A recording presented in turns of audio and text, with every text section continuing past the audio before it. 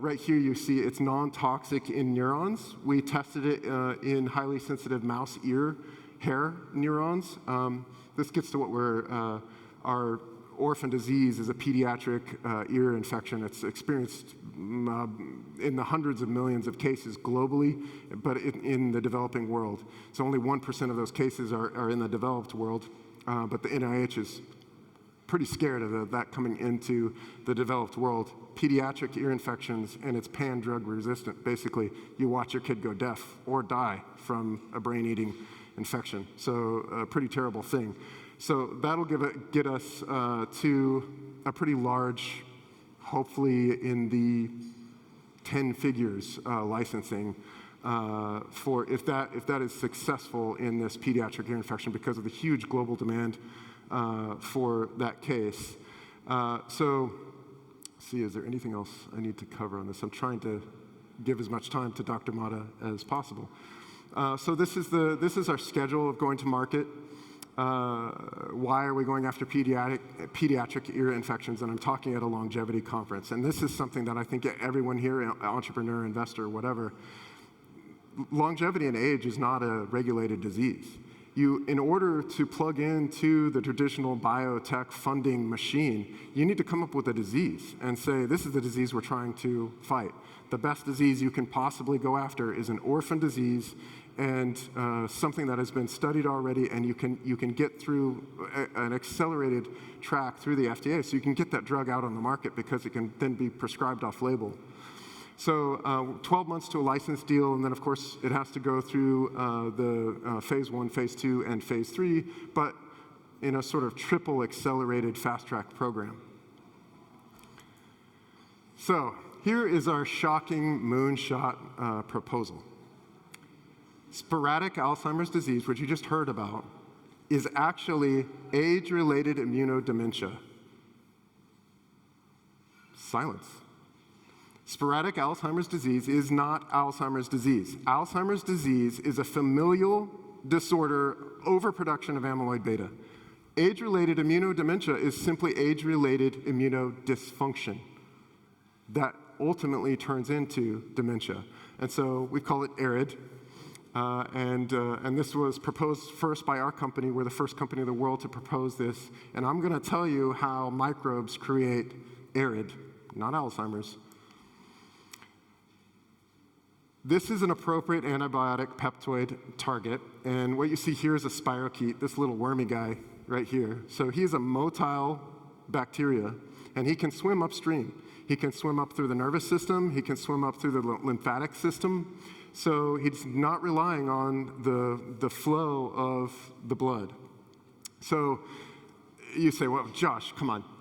How can you say that a bacteria can exist in the brain and cause dementia? I mean, that's just hogwash, right? No? Syphilis. Have you ever heard of dementia from syphilis? Everyone has. We have a drug that can treat syphilis now, but if you're untreated for syphilis, which most of the third world is, they get dementia, and it is identical. The plaques in the autopsies, absolutely identical to acquired or late-stage Alzheimer's disease, which is not Alzheimer's disease. It's actually age-related immunodementia. So what this proves is that chronic bacterial infections can cause slowly neurodegenerative dementia with amyloid beta plaques. Now, somebody said that amyloid beta is a good thing. Who said that? Of course it's a good thing. Your body is producing it on a regular basis. You all have amyloid beta in you right now, and it's doing wonderful things. It's an antimicrobial peptide. If you don't have it, you're going to get an infection and probably die from it. There are people who don't produce amyloid beta, and they die. So what's really interesting is out of the human autopsies, so these are autopsies of demented brains, people who were diagnosed with Alzheimer's disease, late onset, not early onset. 451 out of 495, 91%, I mean, that's a huge correlation, right? Of these so-called Alzheimer's disease brain tissue samples had bacterial spirochetes, like this syphilis, detected, compared to none found in the 185 non-Alzheimer's disease autopsies. So this comes from a meta-analysis of 27 different studies. This is not one person. It's repeated 27 times over, right? And so that's incredible data there. That should tell us all something. So these other studies here, 2017, 2018, and look, this is Frontiers in Aging Neuroscience and Nature. It's not some backwater journal. These are peer-reviewed. Show that polymicrobial infections in brain tissue from Alzheimer's disease are everywhere. There's the herpes hypothesis, there's the chlamydia hypothesis, there's the spirochete hypothesis, and you put them all together and they're all in there, even fungus and parasites. So think about a tree where the immune system for that tree, somebody cut off, like put a chain around the tree or whatever. What do you see in that tree? You see hollowing. You see fungus getting inside of it and hollowing that tree out until it ultimately falls over in a slowly degenerative pattern, which looks just like this. Your brain is doing the same thing when you have this immunodysregulation. Mayo Clinic recently reported that by treating patients, 20 to 60% of age-related dementia cases, by the way, they purposely did not say Alzheimer's because they didn't want to be pilloried.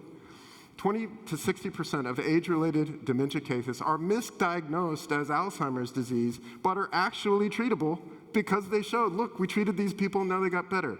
If you go to your doctor right now, not right now, if you're over 65, if you go to 65 in the United States, and you say, I'm over 65 and I have dementia, they're going to rule out Huntington's disease, Parkinson's disease, and if they rule those two out, they're going to diagnose you with Alzheimer's with no biomarker. There is no biomarker. It's just you're old and you have dementia. And the insurance company in the United States says Alzheimer's disease is not treatable. And so, therefore, there is no medically necessary, no medically indicated prescription or treatment. And the insurance companies all save trillions of dollars because of the huge load that would happen if Alzheimer's disease was treatable. So we have to go after the antimicrobial hypothesis. You see, there's a whole strategy here on commercialization. And I'm the one MBA, I think, out of this whole PhD and MD crowd, so I wanted to focus this on commercialization so that we can get things to market and not just hypothesize. These are the number of pathogens that have been found in those 27 studies in Alzheimer's brains, which is actually age-related immunodementia.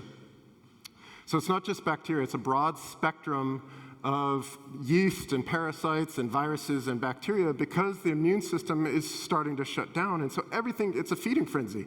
If the Chinese wall comes down, there's going to be one village that says it's the Huns, and there's going to be another village that says it's the Persians that are the problem, right? It's actually all of them because the wall came down, everybody can come in. So, this up here is a spirochete plaque. This is like 1920s something photograph of senile plaques. I don't know if you can tell the difference. I mean, one is higher resolution than the other. It's the same. So many journals. So this is a really interesting one.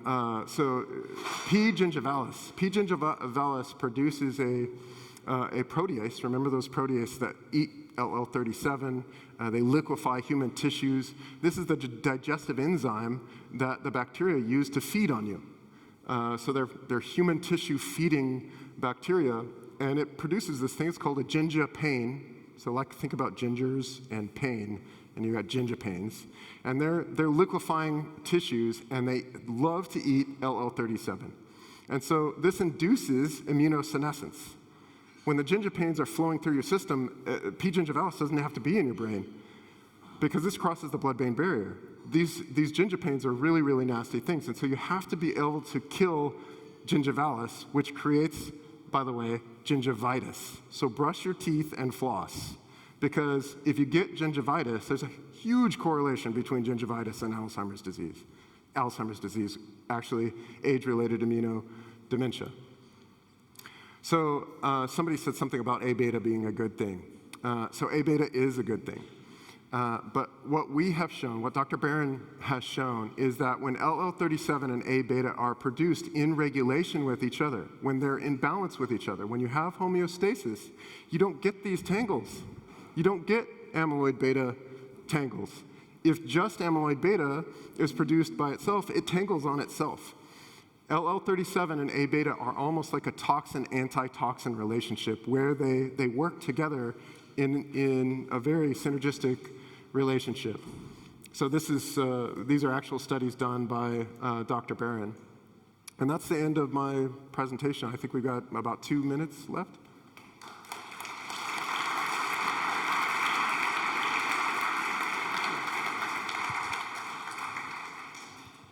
Thank you very much, Josh. A very nice presentation. I'm sure there are questions. The serial questioners. Yeah, Mike, go first. So this is very exciting sounding stuff. Thank you. One of the things you showed in one of your early slides was just these pleiotropic effects that native LL37 has. And you can imagine that continuously inducing a wound healing response or continuously inducing differentiation of lymphoid cell precursor cells could be really bad for one. That's correct. So are you thinking you can do all these effects in very short time periods, or what are your thoughts on that? Long answer or short answer? If they'll let you give a long answer, I'd love to hear it. Okay, so our peptoid is a functional mimic, not a full mimic. So it's only antimicrobial acting. It doesn't plug into the various different receptors that LL37 plugs into in stem cells. However, we have a technology platform that could create something to do that if, for instance, someone had low levels of LL37, but you want just the right amount of LL37 because it can cause chronic inflammation. If you get too much LL37, I'm talking about LL37, by the way, not our peptoid. Our peptoid has all of the risks associated with a synthetic drug. Okay, thanks. 2 more questions. Alvaro first. Yes. And then The question is here right now. Alvaro first, and then you, okay? Joshua, great presentation. There's a lot of interest in the gut-brain axis, and are you suggesting we should be looking at the mouth-brain axis? The whole thing. So the entire gastrointestinal system, right? So it's almost like biblical, right? We're born with sin. You're born with a microbiome. And as long as you have an appropriate balance of LL37 that's regulating your epithelial barriers, right? The gut barrier, the blood-brain barrier, your skin, all of that, then the wall is maintained and the gut microbes stay in the gut. If you lose LL37 by not getting enough fiber, not getting enough vitamin D, all of the things that your grandmother said you need to do, eat right, play outside in the sun, et cetera, all of those things produce LL37. You get enough of that and you maintain homeostasis. So you don't even have to be infected by something outside you. You could be infected by your own gut microbiome. Or your mouth. Only time for one last question, sorry. Oh, okay. Please. What about the clinical trials on humans and about the PDA of these peptoids? So as I said, the peptoid has, our drug candidates have the same risk as any other synthetic drug. We have to go through the same safety trials, large animal studies, et cetera. This is why we are going for this pediatric indication, which is it's sort of it's a middle area, right, where it's not in vivo and it's not topical. But it doesn't enter the whole bloodstream. And so because it's in the mucosal epithelial area of the ear, it's not going inside the body. And so we get an acceleration because of that as well. We basically have like quadruple stacked accelerations with the FDA to be able to get it out into the public super fast. So yes, we have to do tests in humans and all of that, but we're starting with something that's not fully inside of the body to be able to get it out onto the market as quickly as possible. Okay, thank you. Okay, thank you very much, Joshua.